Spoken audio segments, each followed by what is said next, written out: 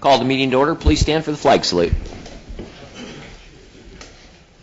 I pledge allegiance to the flag of the United States of America and to the republic for which it stands, one nation, under God, indivisible, with liberty and justice for all. The clerk call roll, please. Counselor Boland. Here.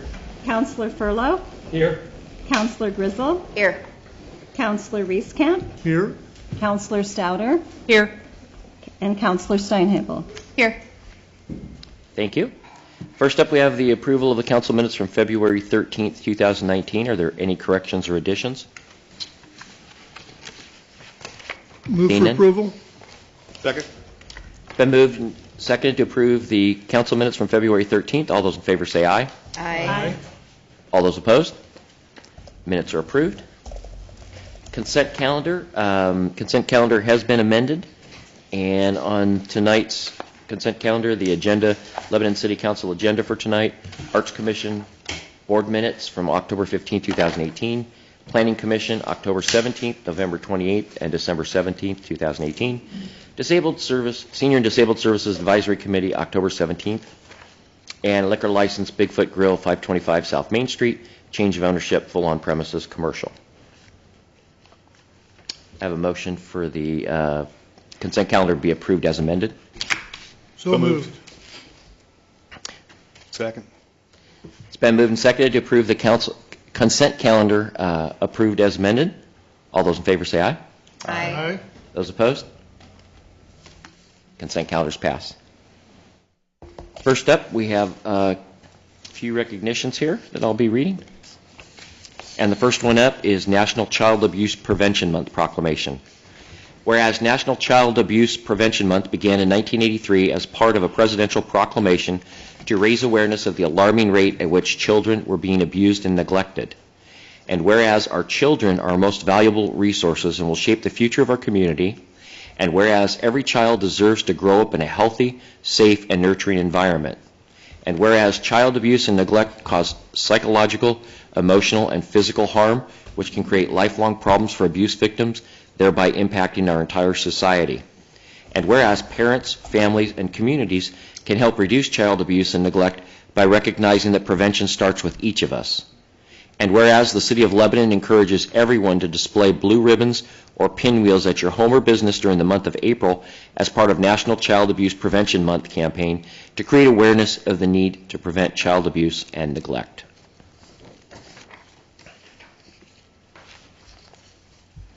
Next up is Distracted Driving Awareness Month proclamation. Whereas distracted driving can result in injuries and deaths to motorists, pedestrians, and bicyclists, whereas the health and well-being of Lebanon citizens are a direct result of increased awareness about the dangers of distracted driving, which occurs when drivers divert their attention away from the task of driving to focus on another activity. And whereas 80% of all crashes and 65% of all near crashes can be attributed to some form of driver distraction. And whereas it is estimated that 1.6 million crashes per year can be attributed to cell phone talking and texting while driving. Whereas distracted driving is a serious, preventable, life-threatening practice, Lebanon motorists should dedicate themselves to adopting and maintaining safe behavior while behind the wheel. Now, therefore, be it resolved that I, Paul R. Aziz, Mayor of the City of Lebanon, proclaim April as Distracted Driving Awareness Month and encourage all residents to increase their awareness of the dangers of distracted driving and promise to protect each other on the road through distraction-free driving behavior. And last but not least, National Library Week proclamation. Whereas libraries help change lives in their communities, campuses, schools, and whereas librarians work to meet the changing needs of their communities, including providing resources for everyone and bringing services outside of library walls. And whereas libraries and librarians bring together community members to enrich and shape the community and address local issues. And whereas libraries offer programs to meet community needs, providing Lebanon residents with story times, the summer reading program, the Lego Club, Genealogy Society, and Gift of Literacy. And whereas libraries continuously grow and evolve in how they provide for the needs of every member of their communities. And whereas libraries staff, library staff, and supporters across America are celebrating National Library Week. Now, therefore, be it resolved that I, Paul R. Aziz, Mayor of the City of Lebanon, proclaim April 7th through the 13th, 2019, as National Library Week and encourage all residents to visit the library this week to take advantage of the wonderful resources available. Okay. Next up, we have a presentation, and I'll have Gary introduce our speaker. Mr. Mayor, members of the council, I think several of you are aware that Lebanon is part of an 8-city consortium of Lynn and Benton County cities that collectively have gone together to contract with the RAIN organization, which is an organization that facilitates and supports entrepreneurs and the development of small businesses in our community. We became involved in this project based on the belief that while it's important for us to try to recruit and bring businesses into town, it's also important to understand that we have folks here living with us who have viable business ideas who might not know how to get them going. And it's a sign of great economic development when we can develop our own and that we can have several small businesses employing people as opposed to one very large business that if you lose, then several people lose their work. So we've been working with RAIN now for close to a year. Because of our association with RAIN, RAIN was able to hire Corey Wright, who is the venture catalyst for RAIN, who represents our 8-city consortium and is the man who promotes and facilitates the work of RAIN for our communities. So I thought it would be helpful for the council to hear Corey speak and have him explain to you what exactly it is that RAIN does and what he does for our city and the other 7 cities in our collective. So Corey, if you could come on up.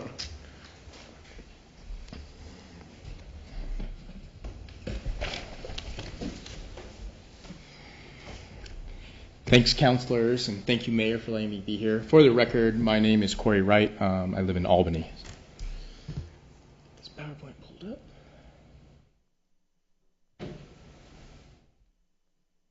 Awesome. Great. Thanks for letting me be here again. I'm a venture catalyst with Oregon RAIN. Thank you, Gary, for inviting me to come here and talk. And I'll talk a bit about what RAIN does, but also I'm going to give you guys some updates and talk about some of the entrepreneurs here in Lebanon that we've been helping, which is even more exciting to have results like that. So I'm a venture catalyst. I'm also a business owner myself. I own a company called Massive Games. I actually have a background in chemistry and other things. Enjoy hiking. Have a 6-month-old son. So been all around, but typical entrepreneur type. Started raising turkeys in Dallas, Oregon. That was my first venture. And then I also have now Massive Games, which raised $145,000 on Kickstarter. So been into entrepreneurship for a while. So at RAIN, we like to say that we're developing the entrepreneurial ecosystem in Lynn and Benton counties.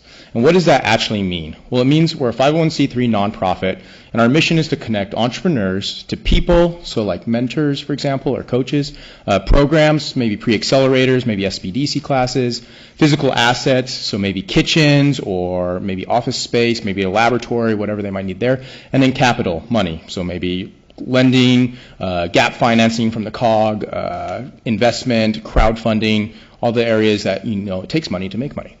We focus on traded sector companies, so that would be startups that are selling their products outside of the state or even nationally. I do help local sector by referring them to resources around the area that will help them grow, but our expertise is on traded sector companies.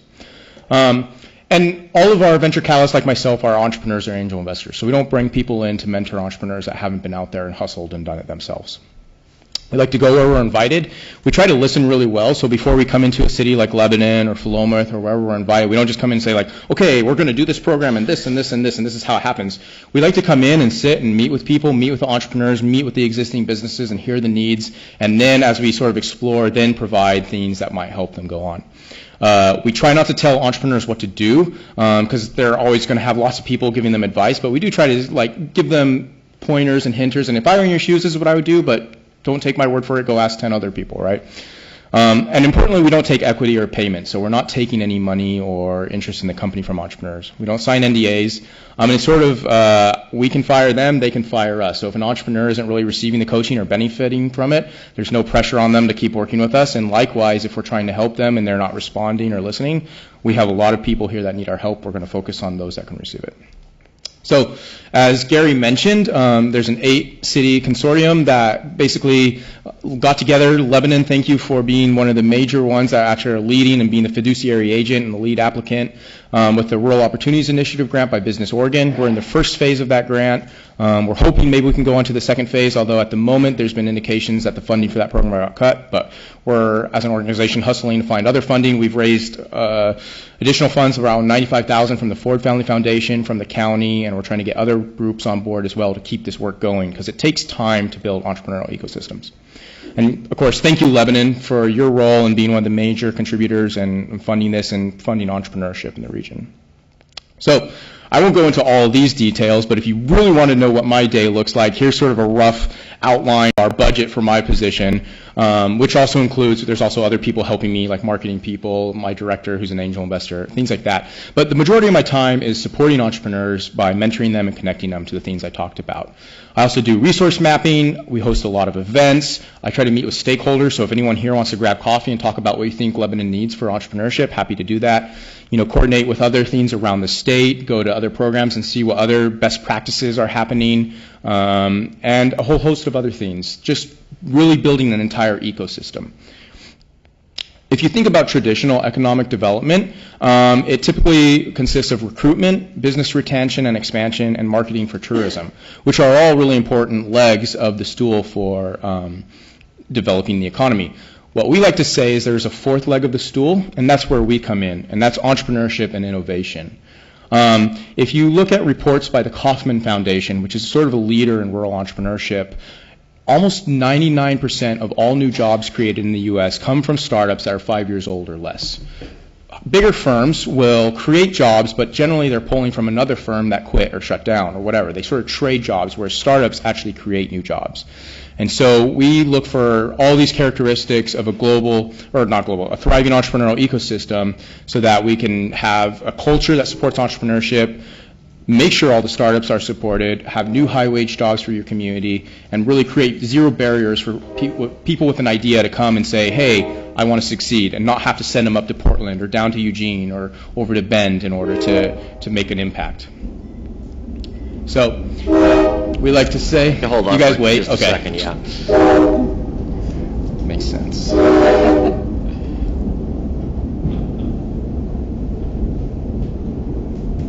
Our local commerce. If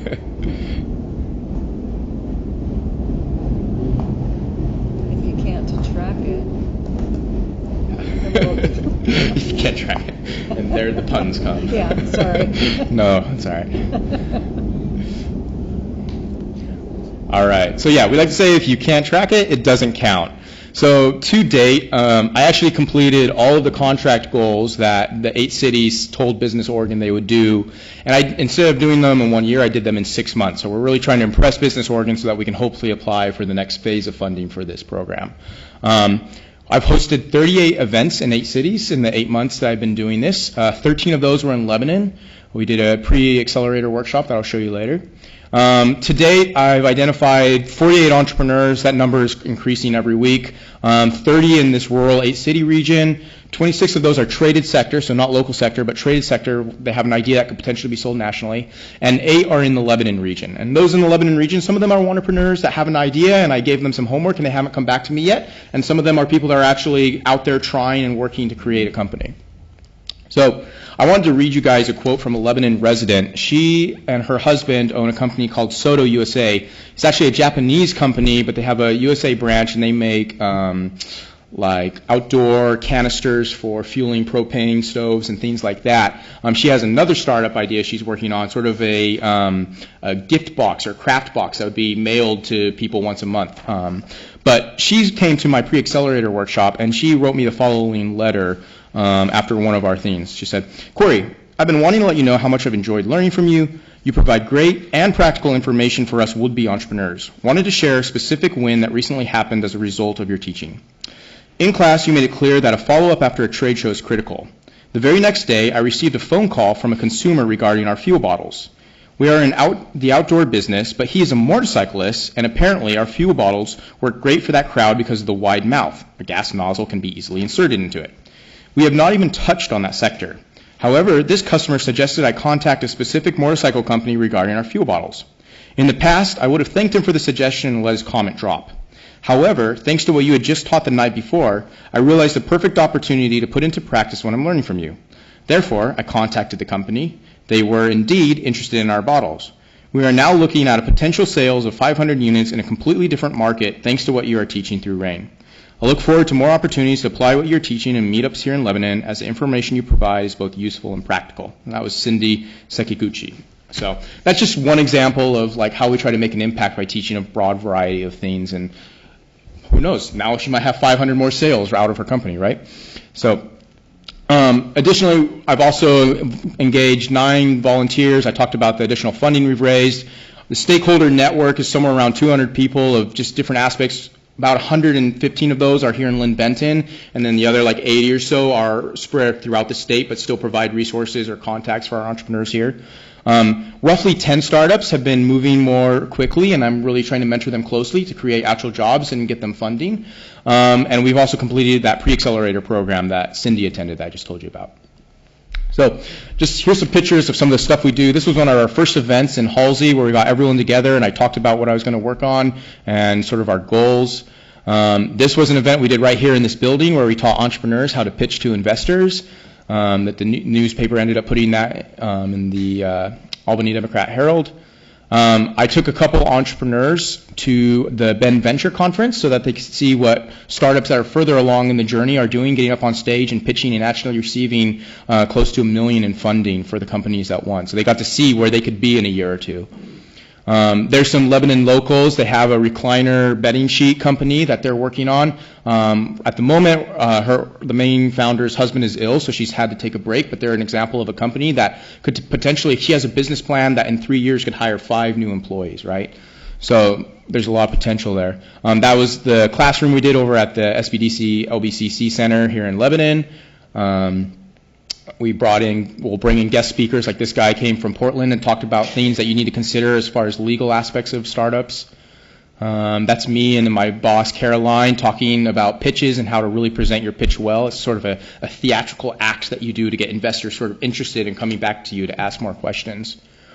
And then recently, at the end of that workshop that we did here in Lebanon, we hosted Oregon Rain Winter Pitch Fest. And so that was a chance for all the companies that attended a minimum number of our workshops to come and actually pitch. And so we brought down 4 investors from Portland, including 2 of the biggest VC firms in the state, Oregon Venture Fund and Portland Seed Fund.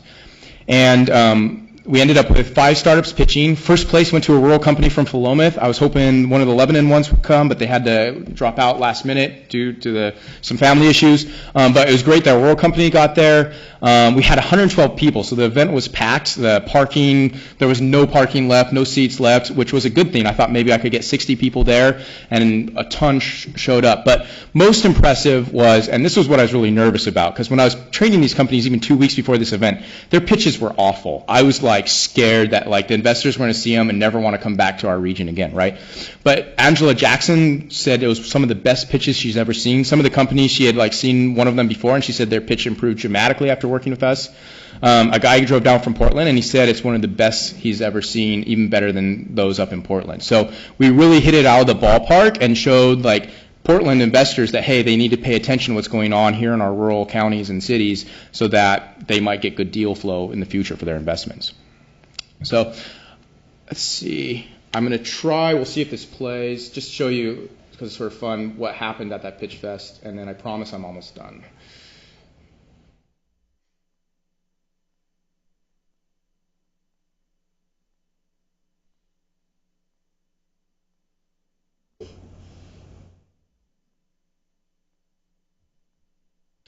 And if it doesn't, if there's no internet connection, that's fine. We can skip it. I can send you guys an email or something later. Looks like it might be taking a while, so no worries.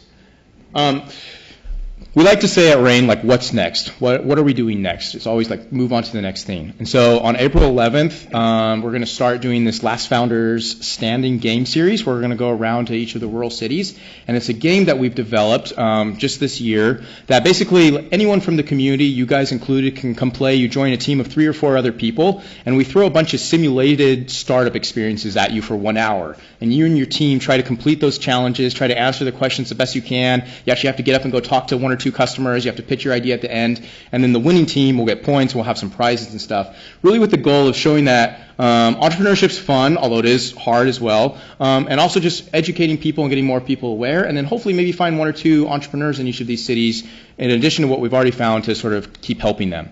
There's going to be a trademark pub talk happening in Albany in a couple weeks, and then in addition to more Last Founder standings all around the county, we're also going to be doing a Lynn Benton Range showcase where we'll take everyone that we've been working with and this whole year-long ROI program and sort of just show them off, let you guys come talk to them, have a few pitches, have drinks, and just sort of celebrate entrepreneurship. And that is that event. So apparently I put it in there twice. So why am I here other than to explain the program to you? There's 4 asks I have for you guys and the people here. The first is, if you know any entrepreneurs, please send them my way. I'm here to help. I'm a free resource. I don't pretend to know all the answers, but I have a lot of great partners, the SBDC, the COG, various different groups that I can refer people to, and mentors as well. So let me know if you have entrepreneurs that have ideas. Second, maybe you guys have expertise in business, or maybe it's not even business, but maybe it's in marketing or finance or public speaking, for example. If you're interested in being a mentor, please let me know as well. We don't require a lot of you. Typically, it's like every couple months we'll throw an event like this where we'll get a bunch of entrepreneurs, get a bunch of mentors. We'll give you all drinks and food, and we'll do like a speed dating thing where you spend 7 minutes with each entrepreneur, and you get to meet them all, and they get to meet all of the mentors, and then maybe some relationships form out of that. The third ask I have is if you know any resources for startups or businesses, let me know. Maybe you know of a church that has a commercial kitchen they're not using. Maybe your neighbor has a spare garage that someone can throw a lathe machine in to make their metal parts, or whatever it is. Let me know, because I'm trying to make sure I know as much about the resources so that all the various players can be aware and we can connect entrepreneurs to them. And then the final ask I have of you guys is if you know any accredited investors, so investors that either make over $300,000 a year or have $1 million in assets, not including their home, that's the definition, that are interested in angel investing in entrepreneurs in Oregon and in our region, let me know, because Oregon RAIN won an EDA grant from the government, from the federal government, and we have used that to contract a firm. We interviewed all the firms in Oregon. We contracted one out of Bend called Cascade Angels to develop a seed fund. And that seed fund, 50% of the priority region is Lynn, Lane, Lincoln, and Benton counties, which means if an entrepreneur in Portland is applying for seed funding and an entrepreneur here in Lebanon is applying, the one in Lebanon has just an equal chance of getting that funding. So if you're interested in learning more about that, my boss is angel investor. She's happy to teach you as well, Caroline Cummings. And that's all I have. Happy to answer any questions you might have. I have some flyers and business cards for any of you that might want them, and thank you for your time. Thank you. Any questions? Thank you, Corey. Thanks. I'm excited. That was informative. Very nice. Next up, Council of Governments Outreach, presented by Fred Abelsman.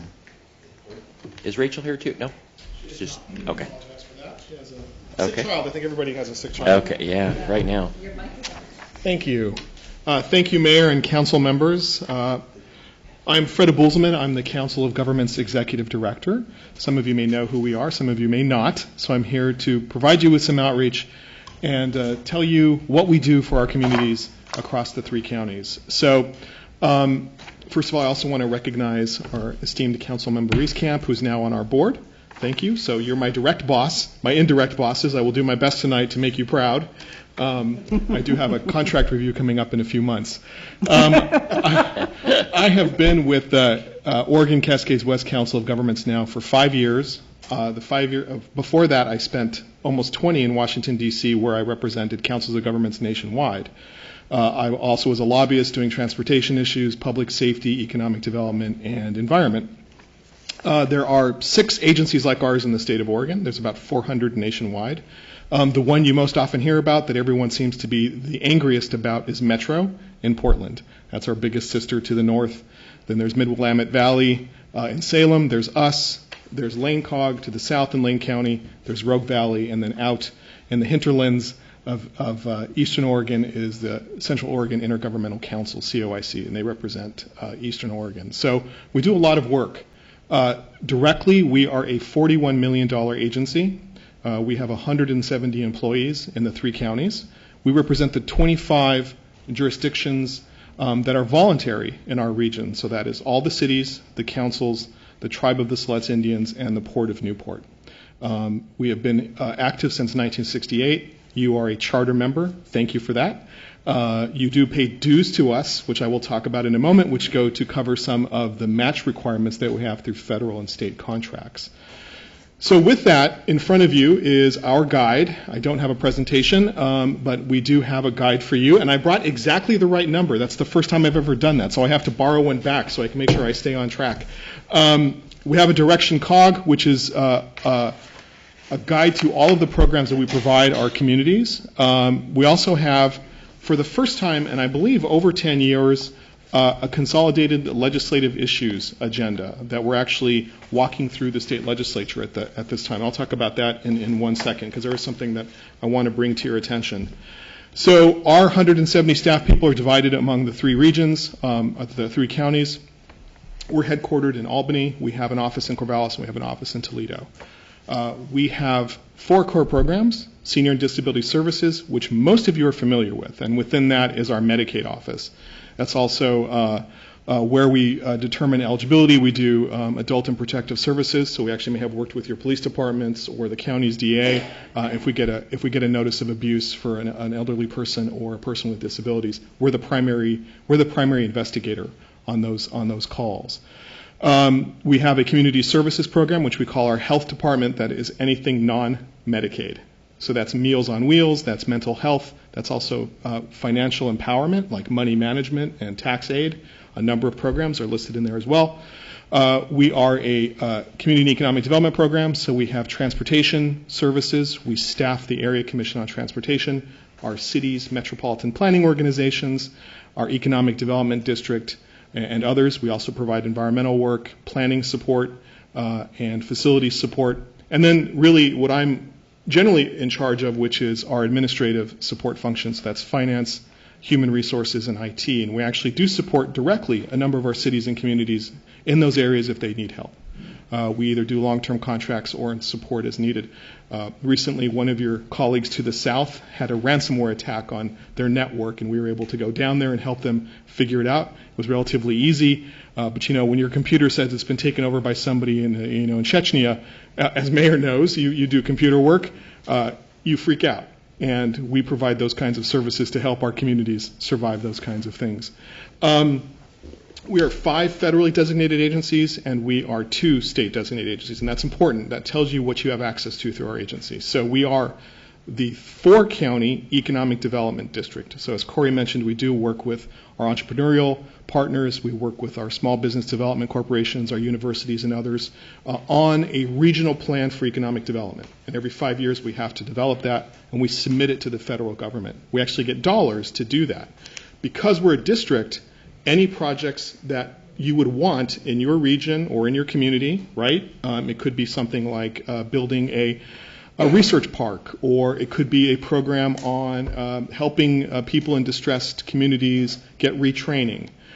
Those dollars that come to the federal government would have to be approved through us. We never disapprove them. It just has to be part of a plan, and that's what the federal government requires. But we do projects like this all over the region. Matter of fact, one of our biggest is the Advanced Automotive Center at LBCC. We actually helped get that started. We are the AAA, so that's the Area Agency on Aging. So that's where you'll see a lot of the work we do on meals, a lot of the work we do on things like mental health and other issues. We are the 2 MPOs of our metropolitan planning organizations. There's one in Corvallis, there's one in Albany. When you reach 50,000 people, which I think might be tomorrow or Tuesday, when you hit 50,001 people, the feds will come in and tell you are now a metropolitan planning organization for transportation purposes. And guess what? You have to create one of these organizations. Albany is one of the newest in the country, and we're fortunate to be able to staff that. We work really well together across the region on transportation issues. And we're also a small business lending agency, so we have 7 loan portfolio programs to help any small businesses in your community either grow, start, or develop. And that is gap financing in general. We like to be either the second or third position. Some of it is federally guaranteed, some of it is locally guaranteed. But we have millions of dollars available to help businesses grow in the region. We can provide money for fleets, we can help build hotels, we can build small businesses, HVAC companies, everything from 500 or 600 or 700 bedroom hotels like we've done on the coast to small businesses in Lebanon. Some of our successes are Four Spirits Distillery, which you may have heard of, Vivacity, the Human Bean Coffee Company. Those are businesses that we actually help start and fund. So we're very proud of that work. At the state level, what's important to your residents, the people you represent, is we're a Type B Medicaid agency, which means we have authorization from the state to provide Medicaid services. So if someone comes into our agency and says, I need service, we determine their eligibility, and if they're eligible under federal law, we'll then help them case manage the services they provide at home or in a facility. And that's probably 3,000 to 5,000 people in our region we're helping at any time. So we have about 80 case managers and eligibility specialists that manage that program. And again, we're the ACT, the Area Commission on Transportation. It is an independent body that we staff, and I think you have a representative on the ACT. On top of my head, I don't remember who it is, but all of our communities sit at a table and determine how state dollars will be spent in the region, and we compete against other regions in the state. And for the most part, we've been successful when we come together as a region. Our two last big projects were the Toledo Boat Repair Facility, which is a massive project that made the Port of Toledo the only, I believe, fishing boat repair facility in the West Coast. And why is that important? I mean, the economic pluses to that is that we have boats that are coming in from as far away as Hawaii and Japan. If something happens, they're towed to the Port of Toledo and they are repaired.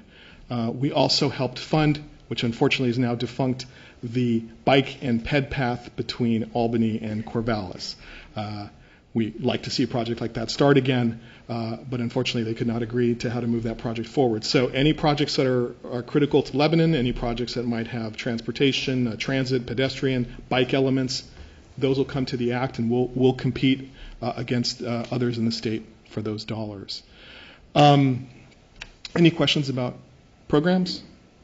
Have any of you partaken of our services or encountered our services? I want to make sure you don't have any concerns or questions. Hopefully my staff has treated you all well. Maybe? Yes? Okay. So in the interest of time, I just want to spend a moment talking about our legislative areas. And we take the strength and vitality and growth of our region very seriously. And our job is to do what local governments can't, shouldn't, or don't want to do. And those are those programs that they're very large, like Medicaid. No single community could handle providing Medicaid services. So what we did over the last year is worked with our city and county managers, worked with our board, our communities to determine what are those regional priorities. And then we wrote them down and we've taken them to the legislature. And we actually now are addressing about half of them. One that I think has been very important for Lebanon and growth and development in the valley is wetlands mitigation. I know Gary has been at a number of meetings, the mayor, about how wetlands really, the permitting process can really slow down development and cost our communities an excess amount of dollars to get anything done. And when we were talking about things like housing, which is critical in the state, or wanting to get manufacturing jobs or retain jobs, a business to come into the valley, it could cost between $600,000 to $1 million just to get permitted. That means just to figure out if you can build. That's even before we build. And I know, Gary, we've talked about a number of businesses that have been affected here, Millersburg and Albany and across the region. So the city of Lebanon has been and still is a member of a consortium that's working on this issue and we're very excited about this, been able to talk to the state about taking the permitting process from the federal government. We have two processes in the state of Oregon. We have a federal process and a state process, and they run tangentially. You've got to get a permit from the state, you've got to get a permit from the feds. They are no more onerous or less onerous than the other. So that's basically a dual process. Technically, the state's an easier process because it's just more manageable and it's faster. We often wait for a federal agency to tell us we have a go on a project, and that could take months, if not years, where we can at least work with the state to move a project. So the federal government allows states to assume that part of the law. That's called the 404 permit. The state of Oregon has tried this before and they failed. They did this about 10 years ago. So because either I'm the brightest person in the room or the dumbest person in the room, we're running right back into the breach and we're going to tackle this again. And lo and behold, we actually have legislation that's going to ask our state agencies to start the process of assuming 404 permitting. This could cut the cost of development in half. If we get the people at the state who can help us do this, we can see housing projects move faster, we can see manufacturing projects move faster, and we're not then required to wait on an often invisible federal government to tell us that we have the go-ahead to develop in Oregon. We're also talking about a pilot project that would prepare a land bank for our region, where the state would help us fund a bank to help us mitigate the credits for permitting. If you want to tear up a piece of land, you have to mitigate that by buying an equivalent piece of land. It's a very expensive process. Land banks are expensive and they're often hard to maintain, and the credits might not be available. There are very few in our valley. It can cost up to $60,000 to $100,000 an acre just to offset a credit. We might have the ability as a consortium of local governments to run our own bank. That would be a benefit to you, that would be a benefit to the region and to our developers, because it would give them a level of certainty to move forward on development. They would know what the cost is. And when it's run by government, right, we're less interested in profit and we're more interested in doing good for our communities. So we're very excited about this. It sounds somewhat tedious. I know it sounds somewhat boring. It's not the sexiest issue. This is one of the issues that's keeping us from growing in the state of Oregon, permitting. It's just very hard. The state of Oregon is wet. The valley is incredibly wet. And that alone means it's hard for someone to come in and say, I want to locate something here. They have to assume that cost of business, and that cost of business is very expensive. So we're excited about that, and we're excited that you have participated with us to tell us what you need, how to get this done, and have agreed to walk with us through this process. So our 3 counties have adopted that. On Tuesday, we will be testifying. 2 of our mayors, our board chair and the mayor of Millersburg, will be up along with 3 of our managers to testify on these bills. 2 of our managers have been part of the consortium that's actually helped draft the bills, and we've been requested by the Agriculture and Land Committee to come up and talk about why we think this is important. So we're hopefully that this will move, and we're hoping that we can get the resources to the state to get this done. Other issues that are in here, and feel free to peruse at your leisure. We're also talking about potentially regionalizing emergency management, which is very important. If I could take a minute to tell you why this is important, Oregon is one of the few states where our emergency management department is in the Department of the Military. I think you might know this as the police chief. It's usually a separate entity under the governor's purview. So in Oregon, decisions made on emergency management are made through a command structure that's part of the military. It's not often known what happens. And because it's part of the military, it's got a very different structure than a other type of state agency would have. So right now there is a bill being proposed that will take the Office of Emergency Management out of the military.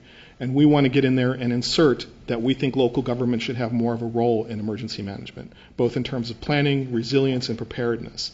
Make it more evident, provide you the resources to do it, help the state identify things like critical infrastructure and vulnerable populations. As you know, as a police officer, if our fire departments are here, there's a lot of we don't know. And I've worked on events like Katrina, and I worked on events like Superstorm Sandy, a 9-point earthquake no one has ever seen. And I believe the state believes that they have their hands around this. I will tell you the only ones that are going to be here when this happens are us. And we want to make sure that the state recognizes that we are empowered to help our citizens when that happens, if it happens, God forbid. They do occasionally, could be a fire, could be some other kind of disaster, but it is very important for us to be aware that right now you probably have no idea what the Office of Emergency Management is doing or funding, and we want to change that. Lastly, we have some transportation provisions. We're very interested in local control, so if you have issues that you would like us to address, things like unfunded mandates is something coming out of the legislature that you believe might be onerous to the city, onerous to your work. You can take it through Gary, you can take it through our board member, and we'd be happy to address it for you. I'm the chief lobbyist for the agency, so I'm happy to take any of you up to the Hill up to the legislature at any time and do testimony or meet with our state senators or state representatives if you have a critical issue. And Mayor, I would defer to you if those are things that we can help the city with. We're happy to do that. With that, I will close. Questions? Concerns? Thank you, Frank. You're very welcome. Appreciate the report. A lot of information. Yep. And you get more next week at our board meeting. Thank you. Thank you. We appreciate your time. Thanks, Gary. Next up, 2019 utility status presented by Engineering Services Director Ron Whitlatch.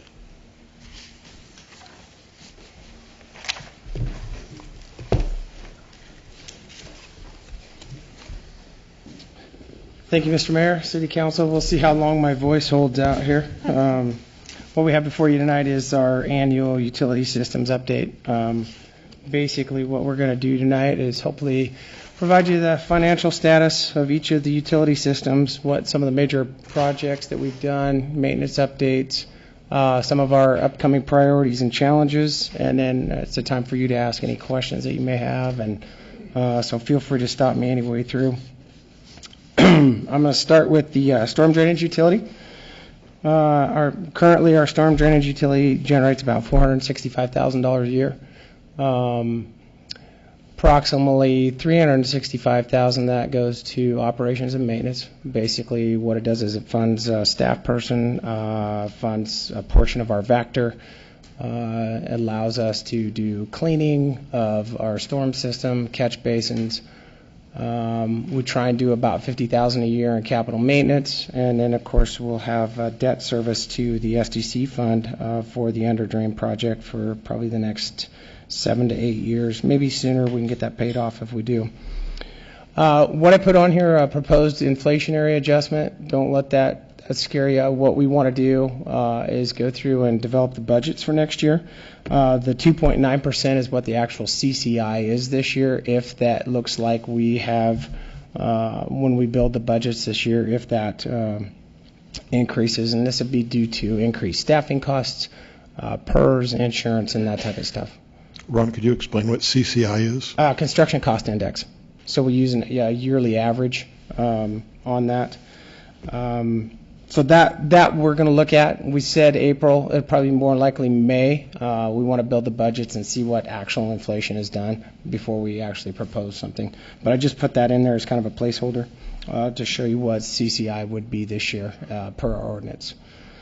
Some of the accomplishments last year, you can see, I won't read through them. I mean, we got guys out cleaning pipe. We're doing a lot of TVing of pipe. We're cleaning a lot of catch basins.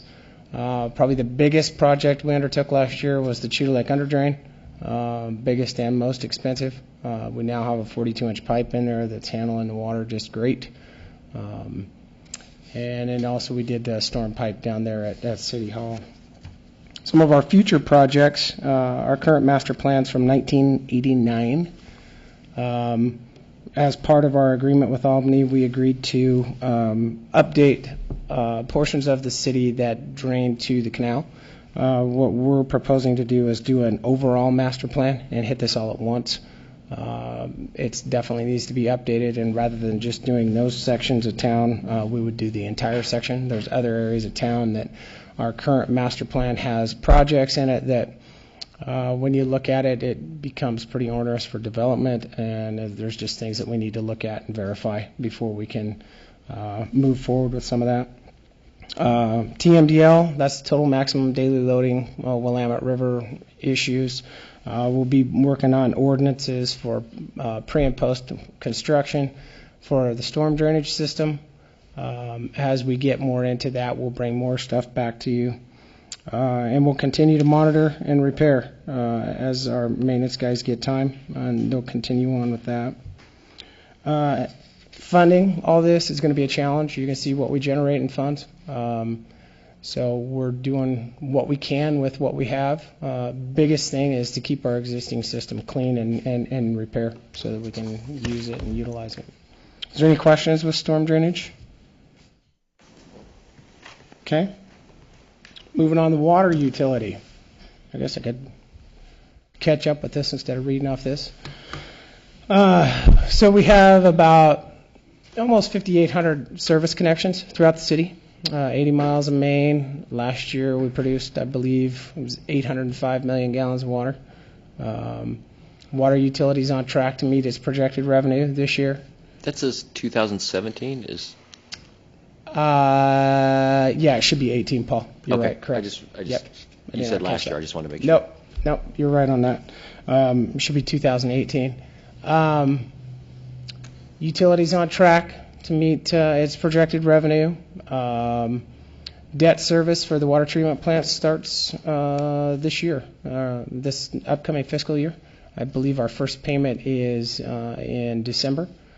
And I want to say it's roughly $1.2 million a year for that, for the next 25 to 30 years, based on how we've set that up. Some of the major accomplishments, there's new water main that's been installed in the Mill Race Phase 1 public system. Our guys have been out and they've repaired 42 services and installed another 350 new touch read services. Next, kind of an update on the water treatment plant. It's almost done, I'll give you that. We're really close to sending water to the system. We're working out a few little minor bugs, and really what it is more analyzer type stuff. Without getting into too much detail, it's basically the computer talking to what's actually going on in the system. We've done actual lab tests and whatnot, and everything is perfect. It's running great. It's just that we're not going to release Sladen or the membrane contractor until we have it exactly where we want it. So we're making them adhere to the contract, and it's taking a little bit longer, but we want it right. And hopefully here in the next 3 to 4 weeks, we'll be putting water into the system. I was out there today, and it looks like we're getting closer. So, Ron, I hope I'm not jumping ahead on your No. talk, but is it going to be then producing part of the water for a while and then eventually like the majority of the water, or how is that going to be phased in, or is it? That's a good question. So we're working through the details. I think likely what is going to happen, originally we had thought that we would run both plants simultaneously, but the more that we're getting into this and the more our confidence is building as we're actually sending water out the door right now to Cheetah Lake and being able to test that, it's likely we'll probably just produce all the water out of this plant right out of the gate. We're still working out some of the finer details on that, but I think that's probably where we're headed. Instead of trying to run two plants at once, I think it becomes a little bit cumbersome the way the old plant is set up and the way we can throttle it down, and then the ability for the new plant to be throttled down so low. I think they'd be fighting each other too much. But we're still working through those details, but likely going to be just coming out of the new plant when we turn it over. And in an emergency during those first few months, we'd be able to go back to the old plant? Right. So Okay. if we had an emergency, it'd take us 24 hours to start that old plant up and get going again. Good. So, Thank you. we hope for no emergencies. Yeah, I don't want any. No. Excuse me. We'll finish up the landscaping this spring. Most of it's in. There's just some things that we didn't include in the original contract that we want to make sure that we'll clean up, and we're likely to do that in-house. We had the open house ribbon cutting ceremony is tomorrow, actually, at 11 o'clock. Got to give you an update on the financial status, where we're at with the budget. So our original contract cost with Sladen Constructors was $26 million. As of January 19, we've written about $1.9 million in change orders. Of that, over 1.3 was for the two canal bores, which we knew were going to be change orders originally anyway. Change orders have been budgeted from what we had in contingency. As it sits right now, we're looking at a budget amendment. So when I say budget amendment, last year we carried more of our revenue than what we thought we were going to carry. What it boils down to is the contractor and I worked out a kind of a schedule of how much they were going to get paid up to June 30th of last year.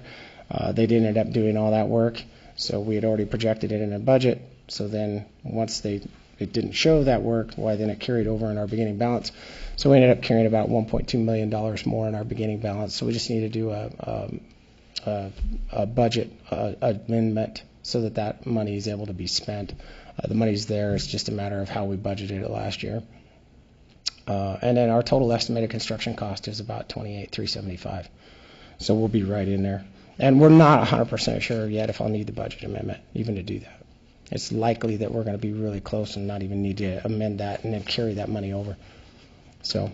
Do you remember what the number was before we did the budget or the value added engineering? So the original contract came back, and keep in mind this was out without the bores too. I think it was right around 29 million, somewhere in there, and that didn't include the original bores. So what we ended up shaving off of it was about $1.5 million. And really what it boiled down to is anything that didn't make water, why it got cut. And you'll see tomorrow when you go through there, we've packed 10 pounds of stuff into a 5-pound sack. So, I mean, it's really tight. But it's still expandable. I think it's worth mentioning, too, that the first round when we went out for bids, that we didn't accept any of them, that the bids we got back were in the low to mid-30s. Yeah, they ranged anywhere from about 29.5 to 34. Yeah. Yeah. That's right. Yeah. So with those cuts.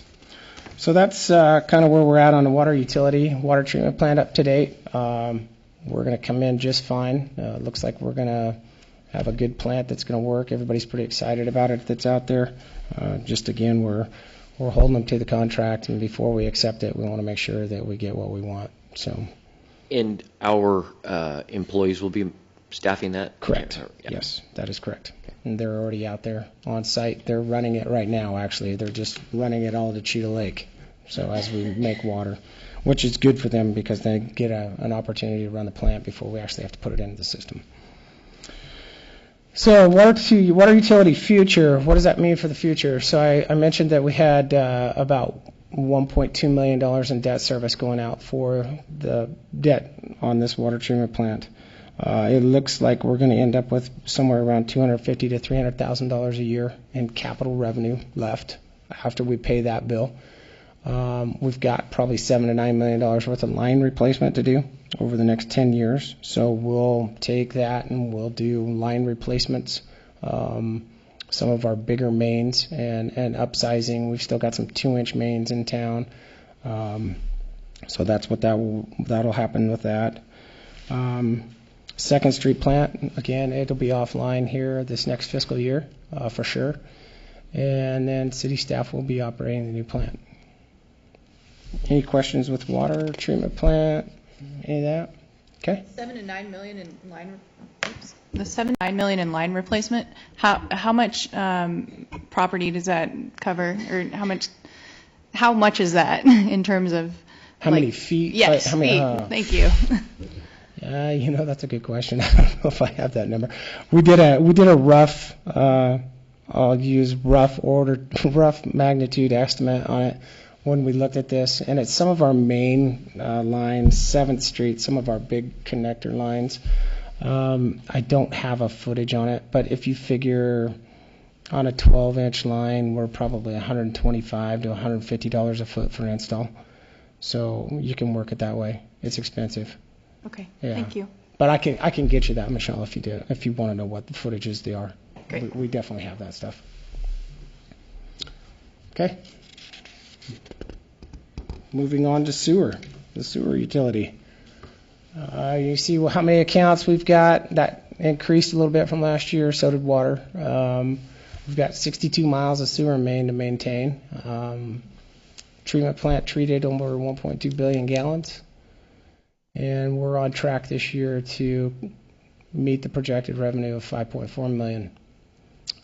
Again, the proposed inflationary adjustment, we really want to, if I had to guess at this point, just based on what I know, I would say that sewer, based on West Side Interceptor and some issues at the wastewater treatment plant, would likely see this, and probably storm drainage. The way we're looking at water right now, I can't make any promises, but it looks like we're going to be in pretty good shape in water moving forward. So we might be able to not do it in water this year. And that's a council decision one way or the other. We'll just bring those back to you and let you know where we're at after we've built the budgets. So last year's accomplishments, you can see they cleaned and videoed a lot of pipe. Those Rick and Scott are phenomenal at this. In fact, those guys are in my office probably once, if not twice, 3 times a week. Hey, we found another sewer problem. I've finally gotten to the point where I ask them to just leave because I didn't want any more sewer problems.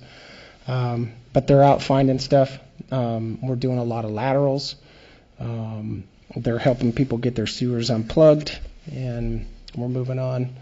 We did finish the East Street sewer last year. We've got new sewer mains installed on Phase 1 of Mill Race, and we've currently got a design for the A Street sewer between 5th and 7th Street that'll go most likely this fall.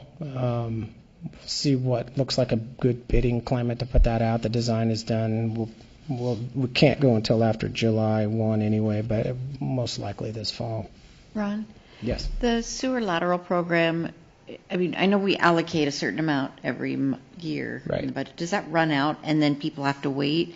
Is there a need for more money in that fund, or how is that running right now? To answer your question, the ordinance is written such that it's allocated, whatever's allocated, when it runs out, they have to wait until the next year. But are we running out of money? We have.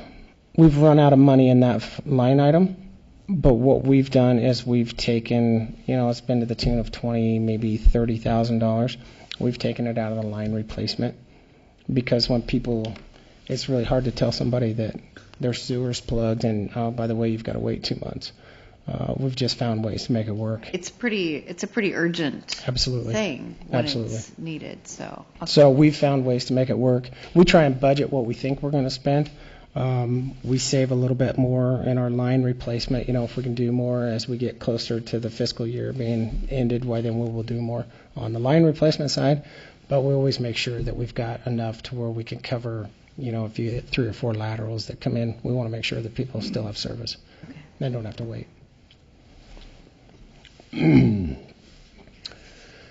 Let's see, on to the next phase of the West Side Interceptor. That's the next one. So right now it currently sits at the intersection of Oak Street and Airway. We had intended to put this project out to bid this February, actually just last month. But Udell Engineering is doing the design, and they've got it almost done. But as we looked at this, we were looking back at past projects and what the costs were per foot. We were estimating somewhere around $400 a foot to put the sewer in. Then we started looking at the profile, and there at Airway Road, the road jumps up actually 5 feet, which makes it about 20 feet deep, which changes the game completely. So I started working with a couple of different contractors, just asking, hey, what if you were going to ballpark this, what would we be looking at? And we're almost $700 to $800 a foot because of the depth. And that's going to extend all the way through. We jump up there on Airway Road, that they're right there at the intersection. There's quite a ramp, and it's actually 5 feet based on the profile. And when you're going down the center of the road at 20 feet, that's a big deal. So we're probably going to try 2019. We have, or next year, probably the end of 2019, we'll be looking at doing maybe an alternative bid design, such as a CMGC. The reason I say that is we're looking at that as a viable option to get a contractor on board to help us. The pipe itself is easy, putting it in, all that stuff. What's really the unknown in this case is the dewatering. How much dewatering is going to have to happen? We have Foundation Engineering that's put piezometers out there right now, so we're going to get a good snapshot of what we think the groundwater is doing.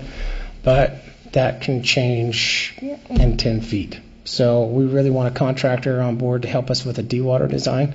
It takes a little bit of the, the guesswork or the risk out of it for the city, and most likely do it that way. But the biggest thing is we have some debt service that's coming off. Some loans will be paid off. So likely what we would do is come back and take the money where it is coming off and probably refinance that money so that we can do this. Because I'm looking at, to get to the next phase, to provide relief to the existing system right now, we're looking at somewhere around $8 million to get to that. So that'd be a single project, $8 million. We have about 5 of that saved, but we need an additional 3. We think, and talking to Matt, that we can likely finance the rest through some of our debt service coming off that we use for other loans. So that'll be coming back. Excuse me while I take a drink real quick.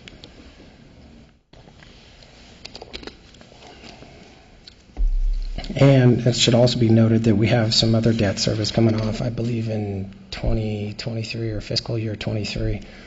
So all told, by that time, I think we're looking at almost $1 million in debt service being freed up. So that will help. What it'll do is it'll make it to where we don't have any rate increases to hopefully fund this stuff, and we'll just use it again and keep going. That would be our proposal anyway. Excuse me. So Ron, if we come up with that $8 million, where does that take the West Side Interceptor to? So the West Side Interceptor itself gets taken to the intersection of Walker Road and Vaughn Lane, or Stolthill, excuse me, yes, thank you. What happens then is we rebuild the sewer from 6th and Walker, and where it's headed to the east right now, we re-divert that entire system back to the west. And hopefully that provides enough relief into that system that we can maybe continue development on the south end of town. That's the hope. We're still working that details out with David Evans. Which leads me to the next one, which is our current, which we had a good year this year. When I say a good year, we had a good year in terms of rain events to collect data. We've got flow monitors in, I want to say 4 or 5 different manholes, so we're collecting actual data, able to see the storms as they come. We're hoping to have a model update and paper from them probably late summer here. The goal of that is to look at short-term solutions. When I say short-term solutions, I mean solutions on the existing interceptor that could maybe promote development on the south end of town. We have a lot of developers that have looked down there, and we've basically at this point said no until we know the answer. I mean, the 2007 report says that we're at capacity. I don't look for that to change. What I'm really looking for is what's the existing system doing now. Our guys have been very proactive in collecting data and fixing inflow and infiltration in that system. And where do we sit? And we're running a bunch of different scenarios at the end of this that, if we develop 100 houses here or 75 here, what does that do to the existing system? Also, what does us building a new system with the overflow, how does that impact what we're doing as far as development? So it's a big report, but I think hopefully good comes out of it. I'm going to remain skeptical because based on the last reports, I'm not sure that there is an answer until the West Side Interceptor gets all the way down there, and you can see what the cost for that is. I think I looked at from the next phase after this phase that we've talked about is probably another $8 million just to get it down to Vaughn Lane and South Main Road. Yeah, and that doesn't take it all the way, so it's very expensive. Especially when you're that deep.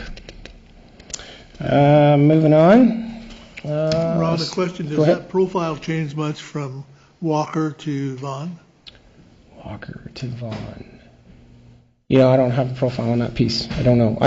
You're getting ready to go under the creek there, so I'm guessing that we probably drop off a little bit. Hopefully. I think we were, I want to say the top of pipe at the creek crossing, there was probably 4 to 6 feet of cover, so it'll change some, yeah. But it's still deep. But we're coming up, as we're going through there. The deepest section of this, I think, is at the intersection of Stoltz Hill and Walker. It's almost 23 feet deep. And with the ground conditions that we have, the top of it's going to be at least 23 feet wide. I mean, it's just the way it works. So, expensive proposition. Moving on, other sewer utility capital. Right now, solids handling at the wastewater treatment plant. We're currently at capacity with our solids. We've given that report. IGA is in place with the City of Albany. That'll become later tonight. We've got an updated IGA. For emergency biosolids hauling. Albany came to us and said, hey, we'll help you out, if you guys need a place to haul it. So that'll be coming before you tonight for approval. We're likely going to need a future solids handling project in order to meet permit requirements. Right now, we've got some exceedances at the plant that we're working through with Jacobs and some of our staff to work through some of those things. So we need to work through those. Any other questions on sewer? Okay. I know this is a lot of information. I just, and anytime anybody has questions, they know they can stop by my office anytime. So the takeaways from this, I guess, you can read them without me reading too much. I think the big one, we're going to start producing water pretty soon. I want to make sure everybody's aware West Side Interceptor is critical in order to continue growth down there. This next phase will help eliminate any of the overflows that we have in the existing system, but it may or may not help with any future development. We just don't know that answer yet. We're going to start with the process of a new storm drainage master plan. I'm guessing that that's going to take somewhere between 1.5 years to 2 years by the time that gets all modeled and goes through that process. And then again, back to the utility adjustments. Before we make any kind of a decision, I think we want to build our budgets and figure out exactly what that is. And that wouldn't include any increase in capital, just so we're clear. That's just increase in what insurance costs, your materials and services. But I don't think our materials and services will increase that much either. So we'll look at that and we'll bring a plan back to you. Any questions? Comments? I have a comment. I'm not sure if this is the right spot. Okay. So, we get lots of questions about the expense of our water bill.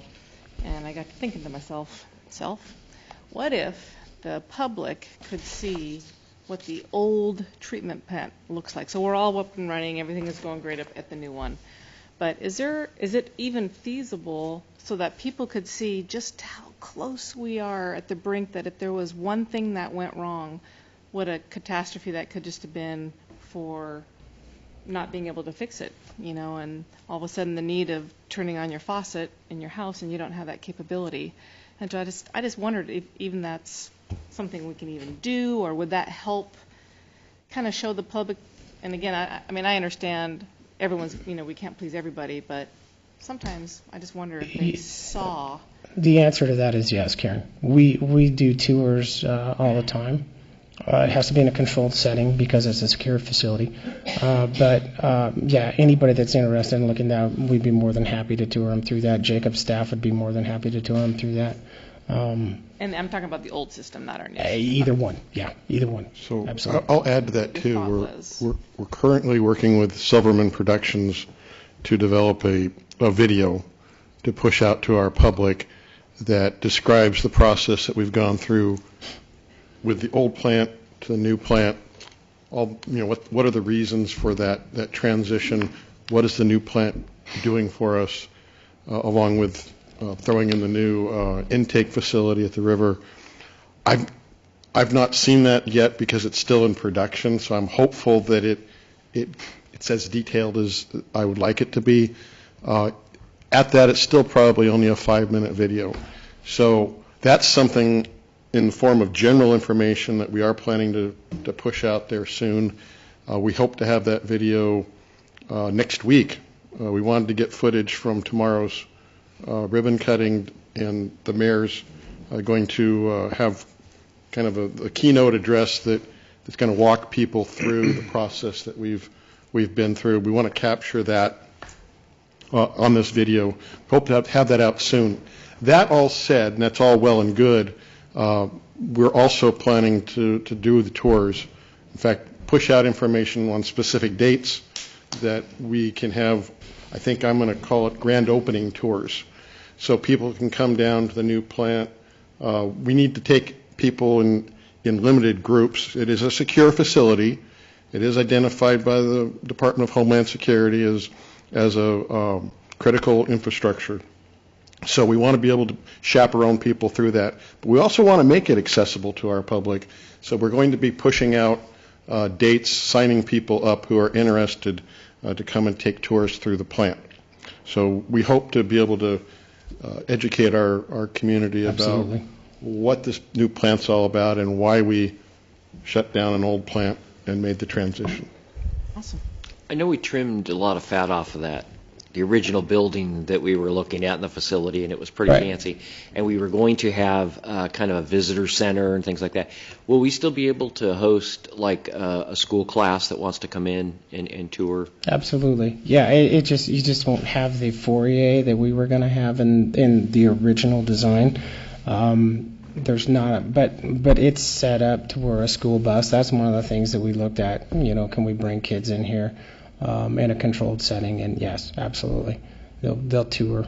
Corollo's putting together kind of an informational, a very, I'll call it crude. It's not crude, more of a layperson's way of looking at how the water treatment plant's built and whatnot. And so that'll be available. But yeah, we will tour people. And there'll be other consulting firms, and that's just what happens when you build a new plant. And there's not very many of them that have gotten built in Oregon in the last few years. So there'll be a lot of people through it, I'm sure. Thank you. Mm-hmm. Any other questions? In terms of offering tours, is that something, I don't know how the communication is going to push out for that, but is that something we could put on their bill, that this is available for scheduling, and a phone number or an email address? It's something I think I'll talk with Matt about that. He's kind of shaking his head back and forth. Well, I don't know what all the issues are, but there's a good chance, and I think that's probably a good idea if the mechanics are there to make that happen. So, yeah. Okay. Thank you. Okay. Thank you. Thanks, Ron. You're on. Get healthy. I'm working on it. You've been saying that for weeks now. You look terrible. Oh. I'm just kidding, just kidding. Take a break. Take a short 5-minute recess. Okay, we'll reconvene. At this time, we have public comments. The council welcomes all respectful comments regarding the city's business. Citizens may address the council by approaching the microphone, signing in, stating their name and address for the record. Each citizen is provided up to 5 minutes to provide comments to the council. The council may take an additional 2 minutes to respond. The city clerk will accept and distribute written comments at a speaker's request. Is there anybody that would like to address council? Nancy?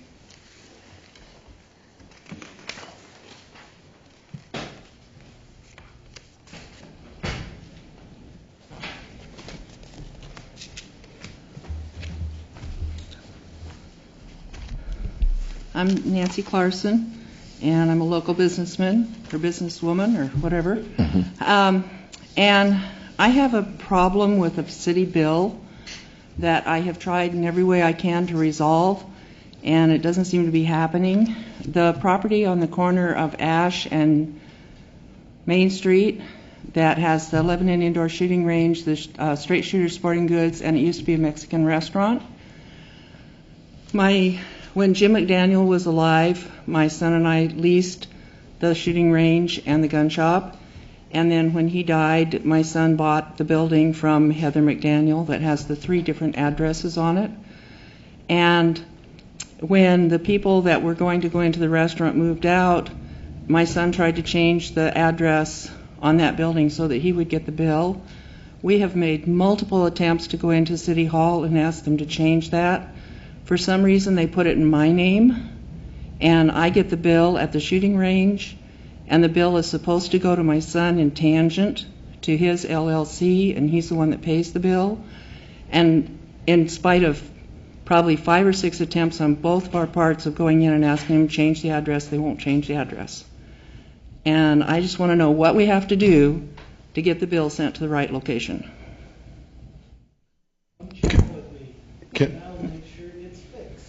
That's Matt Apkin, who's our finance director, who's in charge of that department. So Okay. raise your hand, Matt, so you can show them. Yeah. Okay. I will be happy to give you the bill and get it because it's very confusing for our bookwork to go to the wrong place. I'm sorry that's been happening. Yeah, Matt will I'm take sorry care of it for you. that's been your experience. We'll try to get that addressed. Okay, thank you. Thank you, Nancy. Is there anyone else that would like to speak to council? Okay, seeing none, we'll move on to the agenda items. Number 1 is a public hearing, and I will read this information.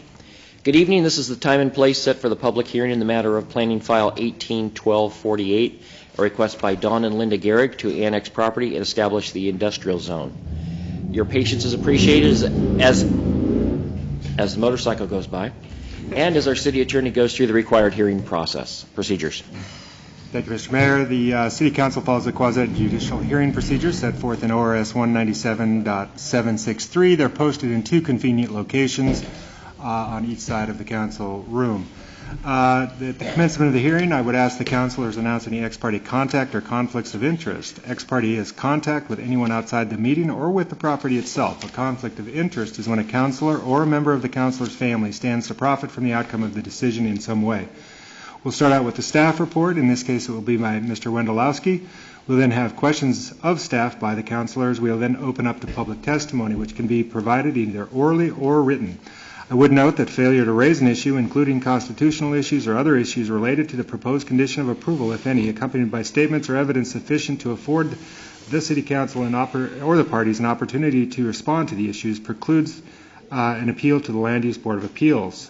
We will allow testimony of witnesses. Start out with the applicant. If applicable, if requested, the applicant does have the burden of proof.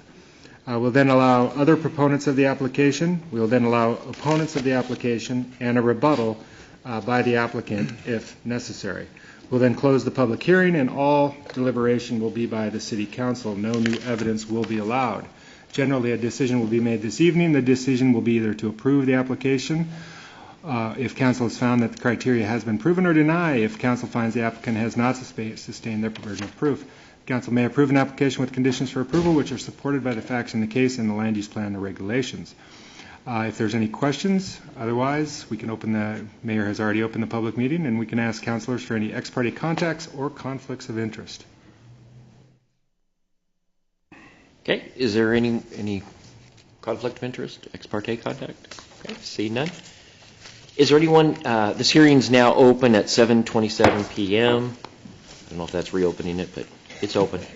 Is there anyone in the audience that objects to the notice that was sent in this case or to the jurisdiction of this body to hear and consider this case? Okay. Will the Community Development Director please present the staff report? Thank you, Mayor, members of the City Council. This is a request to annex property that's basically centered around Beaton Lane, which is just south of our sewage treatment plant. Total of 4 parcels are involved, 2.12 acres total. The land is designated industrial in our comprehensive plan, and upon annexation, the property is automatically zoned industrial. I will note that there is no concurrent development proposal. In fact, staff is not aware of any particular project associated with the property. The Commission conducted a hearing on this on February 20th of this year. They reviewed all the material and determined that the proposal certainly complies with our annexation requirements. It's adjacent to city limits. Services are either available or can be made available, and it met all the other requirements for the annexation. With that, it's the recommendation of the Planning Commission that, I should also say unanimous recommendation of the Planning Commission that the City Council approve the annexation of the property and the establishment of the industrial zone. Any questions? Okay. Seeing none, I'll ask for the applicant's testimony, but I don't believe they're in town, are they? I don't think so. Okay. And let's see, we have an applicant. Proponents. Is there anyone that would like to speak in favor of the annexation? Is there anyone here who would like to speak in opposition to the annexation? Okay, see none. The public hearing is hereby closed at 7:30 p.m. and all further discussion will be limited to the council and staff at this time. Any other council discussion? No. Okay. Seeing none, will the city attorney please read the title of the ordinance? Ordinance Bill number 2019-1, ordinance number 2924. A bill for an ordinance annexing and zoning property following consent filed with the City Council by landowners in said area pursuant to ORS 222.120 and ORS 222.170, file 18-12-48, Don and Linda Gehrig. Move for approval? Second. It's been moved and seconded to approve ordinance number 2924. All those in favor say aye. Aye. Those opposed? The annexation is passed. Okay, next up, we have another public hearing. This is the time and place set for this public hearing in the matter of planning file 1901-03, a request by Goodwill Construction to annex property and establish the residential mixed density zone. Your patience is appreciated as our city attorney goes through the required hearing procedures. I believe everybody is still present. The requirements are still posted on the wall. If anybody has any questions, please let me know.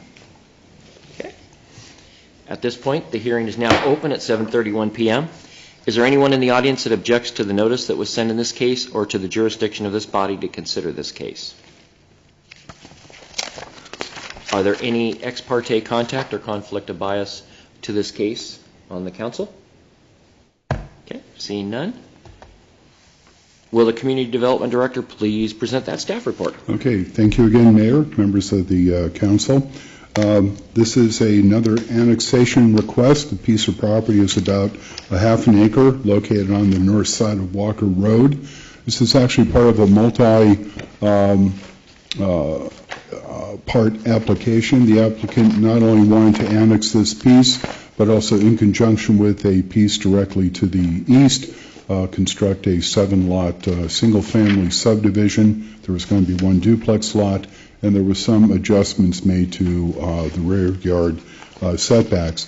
Planning Commission approved the subdivision and adjustment, and the issue before the City Council tonight is whether or not this half-acre property would be annexed. Again, the site is within the UGB and is fully serviced. Sewer, water, storm is available to the site. The Commission held their hearing on the 20th, and it was their unanimous recommendation that the City Council approve the request and establish the residential mixed density zoning on the subject property. Any questions of staff? Okay, at this time I'll ask for the applicant's testimony. Is the applicant here? Okay, does not look like it. Is there anyone who would like to speak in favor of the annexation? Is there anyone who would like to speak in opposition? Okay, the public hearing is hereby closed at 7:33 p.m. At this point, all discussion will be limited to the council and staff at this time. In council discussion? Okay, will the city attorney please read the title of the ordinance? Checking something else. Okay.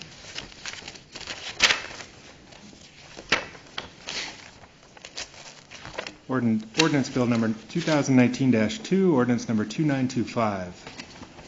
A bill for an ordinance annexing and zoning property following consent filed with the City Council by landowners in said area pursuant to ORS 222.120 and ORS 222.170, file 19-01-03, Goodwill Construction.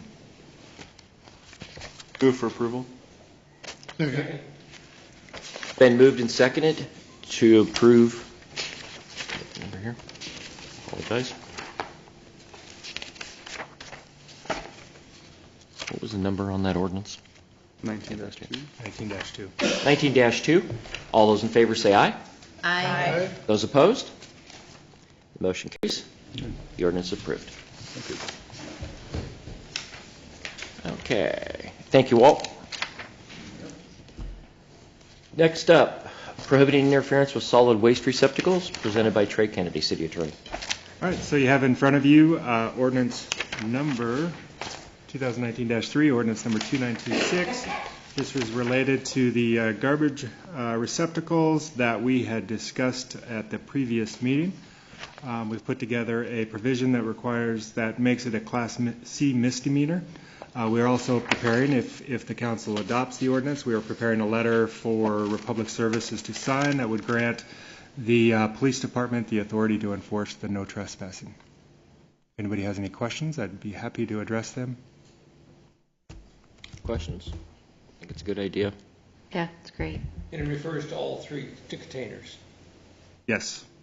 Oh, I did have one Trying to think of question. the third container. Oh, okay. I did have a question on the wording on this, and this is a legal part, so I just don't, where it says, or remove the lid from any solid waste.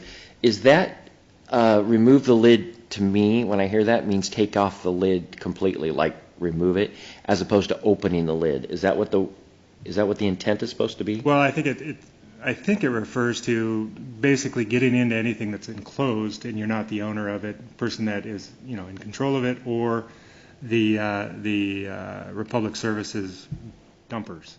Okay. But I think there's been a problem with kids and stuff like that just going along and ripping those off. Now, I know that ours are on hinges, and so it might be that language that I've adopted that was from that previous one. Or I got this from Corvallis. I'm trying to think of what specifically situation that would apply to. I mean, I could suppose you could say when you lift it, you're I thought removing the lid opening off the of there. lid. That's what I was thinking, and that's why I was thinking it was a little ambiguous to me. That's how I interpret it. Which one? Lifting the lid. Opening the lid? That's what I thought initially, but I mean, when the mayor pointed it out, I probably should have said lifting. Yeah, because removing from the lid to me, is like removing it. Seems like the intent is clear to me. Yeah, Okay, so maybe it's just me. All right. Yeah. Any other questions? Well, then that's exactly how I meant it. What does a Class C misdemeanor, what's the fine for it? Oh, I knew somebody was going to ask this. I believe it's the lowest class of misdemeanor. It's 30 days or less in jail. It's the least you can give. And I'm trying to think. I think it's 1,000, but I'm not positive. But that's the max. That's the max. Max fine. Right. They would never do that. Okay. Any other questions? Will City Attorney read the ordinance bill? Ordinance number 2019-3, ordinance number 2926, a bill for an ordinance amending 8.16.200 of the Lebanon Municipal Code relating to unlawful interference or entry into waste receptacles and creating penalty. Call for a motion. Move for approval. Second? It's been moved and seconded to approve ordinance 2926. All those in favor say aye. Aye. Those opposed? Motion passes. Thank you. Thank you, Trey. Your first little bill. It's cute. Yes. Thank you, Councilor Frame Stoddard. this piece of paper. Okay, number 4, emergency biosolids hauling agreement with City of Albany. Ron Whitlatch. Thank you, Mr. Mayor. We talked about this a little bit earlier in the utilities update discussion. This is a partnering agreement between the City of Lebanon and the City of Albany. Albany initiated this with Lebanon, which God bless their soul. Basically, what it allows us to do in the wintertime is to haul our biosolids to their plant. They can then complete the treatment process and then dispose of them in the landfill. After talking to Jacob's staff, it looks like we're likely going to have to use this year. For 2 reasons. 1, we've had such a wet February, which we'd normally be able to on the fields. 2, the landowner where we normally would haul our wintertime biosolids has planted, I think radishes, but I don't quote me on that. Anyway, it's a food-bearing crop. He's not using it for food-bearing, but he's using it for seed, but he does not want us on there after the first part of April. So that said, we're likely going to be able to haul or be hauling to the City of Albany this year with our biosolids. What's the cost of that? Without going into what the dry tons and the wet tons mean, Albany's kind of put a number in there of about $23,000 additional dollars. We do have that in the budget. We've put it in as additional, so it's sitting there. So there is no impact to our budget other than we're having to pay to haul it to them. So staff thinks this is a great idea and would recommend approval of the IGA, and it also has a 1-year extension in it this time so that we can extend based on their staff. So I can answer any questions. Okay. See no questions? With that, I'll entertain a motion. Move for approval. I'm not going to say it. Second. Been moved and seconded to approve the emergency biosolids hauling agreement with the City of Albany. All those in favor say aye. Aye. Those opposed? The motion passes. Thank you, Mr. Thank you, Mayor. Ron. proposed budget transfer to the library department. Matt Apkin, Finance Director. Good evening, Mayor and City Council members. I'm back from last month, as you guys requested that I bring a couple of budget resolutions. One of those was for the additional position for the police department. In reviewing the budget for the police department and where we're at currently in the year, we determined it wasn't needed to do a budget adjustment based on the number of positions that haven't been hired through the year. We've had a little bit of room to make that work. So I only came back with the one, which is for the library. So just to refresh everyone's memory, this is for the library room project. There's the request for $63,000 transferred from contingency to cover the remaining cost for the engineering drawings for the children's room. So recommend that you guys discuss and make a recommendation. Questions, discussion? I had one. So I remember Rebecca talking about the facilities master plan, and though I'm definitely for doing the plans, I didn't know, by buying the plans, are we then a foregone conclusion that we build prior to knowing what the facilities master plan? So Well, I he just wanted to said make that sure. it doesn't include the master plan. When I said that, he's like, it only includes the city hall and Second Street water treatment the plant. water treatment plant, yeah. So, Okay. Any other questions? With that, we'll have the city attorney read the resolution. Resolution number 2019-2, a resolution authorizing a transfer of budgeted contingency appropriations for the library children's room in the 2018-19 budget. Entertain a motion. I'll move for approval. Second. It's been moved and seconded to approve resolution 2019-2. All those in favor say aye. Aye. Those opposed? aye. Those opposed? I have a question. We don't need any budget authority to move the $31,000 out of that special trust fund? You are the authority. You're all the authority you need. Right. Yeah. Maybe I'm not understanding the question. I believe the $31,000 is already budgeted to be spent. Yeah. I see. That's already allocated for that Yes, purpose. I believe so. If I'm wrong, I will unfortunately have to come back to you. Okay. The 31 is in the trust fund. And it's money that's left over from the project that brought us the new library. So it was money that was intended for development of the library. So it seems, and that was appropriated in this current budget. Okay. And if you're wrong, you will answer to Kendra. Yes, I will. Okay. Just real quickly, we'll make sure that vote is clear. All those in favor say aye. Aye. Those opposed? Okay, motion passes. Thank you. Or ordinance bill passes. Thanks, Matt. Adopting LMC Chapter 10.30, violation for impeding fire lanes. Trey Kennedy. Thank you, Mr. Mayor, Council. This ordinance came about from some communications with, what's your official title with the fire department? Fire marshal? Fire Marshal Jason Bolin, not City Councilor Jason Bolin. Really, and some Lebanon police officers, that they had substantial frustrations with certain situations in which people would park in the fire lanes and block access. And because it was on private property, we didn't have an ordinance that provided them the authority they needed to enforce the no parking signs and the identified fire lanes. So I was tasked with drafting an ordinance that gave the city the authority. I first checked that we had such authority, and we do. It's fairly common in other municipalities. And so I've just drafted 10.30 that provides the city, the police department to enforce those fire lanes. It also provides some of the authority to summarily tow the vehicles in certain situations, which I think is called for. We had an existing code that provided that, so we're linking this to that code that gives us that authority. That's down in 10.30.030. And that's by declaring it a nuisance per se. So if anybody has any questions for me or questions for the police, or maybe Jason has something about this, that some specific knowledge or anything he'd like to share? No, it'd just be helpful for us and helpful for PD to be able to handle these private streets and but also private parking lots. Has this happened quite a bit? A lot, yeah.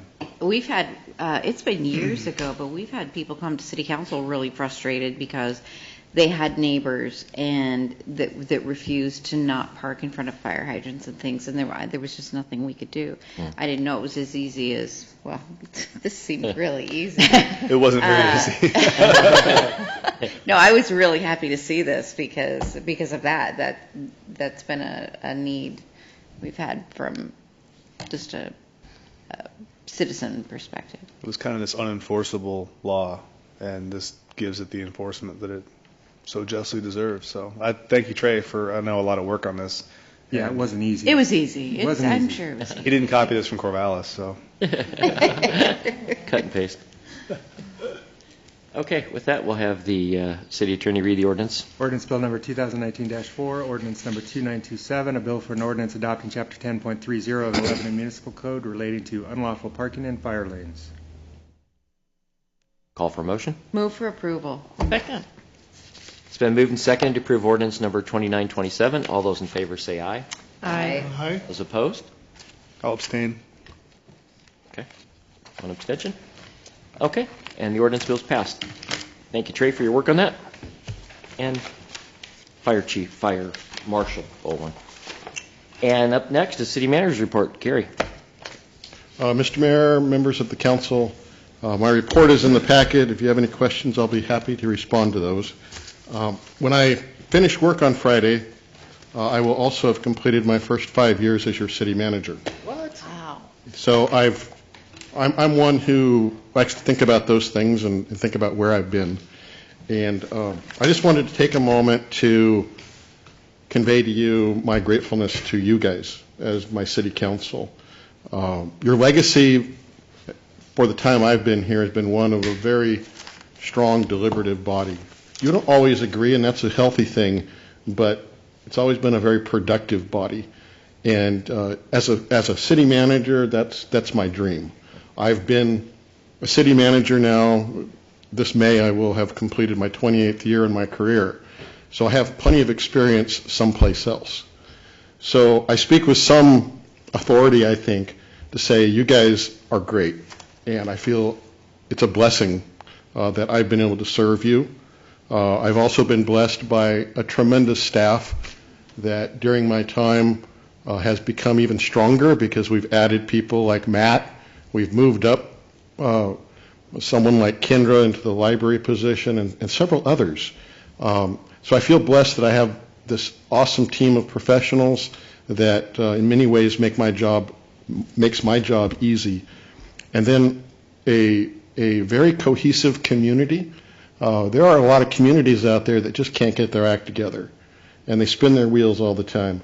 This community is not one of those, and it inspires me, and it helps me be a better manager. I think it's those things, the council, my staff, and our community that together are the reason that we're accomplishing some things for our future and for our present, for that fact.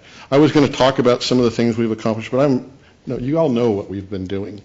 I will mention that I do take some pride, I guess, in that by the time I leave on Friday, I can say that we commissioned the new water plant before I completed 5 years. When I arrived here, that of course was a huge issue. Issues even with like the canal and Albany saying that they wanted to charge us exorbitant rates going forward in the future, and we were able to resolve that with them, build a good relationship with them, which is strong today. There are just so many things that we've been able to do together because of the cohesiveness that we've all worked hard on, and I think it pays dividends. So I just want to just take a moment out of what would be my normal city manager report at my 5-year anniversary and just say thank you. It's been an awesome ride so far, and I feel blessed, so thank you. We're fortunate to have you. Thank you. Thank you, Gary. Here, here. And congratulations on your Business Leader of the Year award. Thank you. Yes, absolutely. Okay. Items from council? Have anything? Okay. Seeing none, we have another opportunity for public comments. Is there anybody who would like to speak from the public? Items from the press? Do you have any questions or anything we can answer for you? Okay. Next scheduled council meeting is March 27th, 2018 at noon. It's our elected officials training work session from the League of Oregon Cities. Be there or be square. And April 10th, 2019 is our next regular session, and we are adjourned, and there is no executive session after this meeting.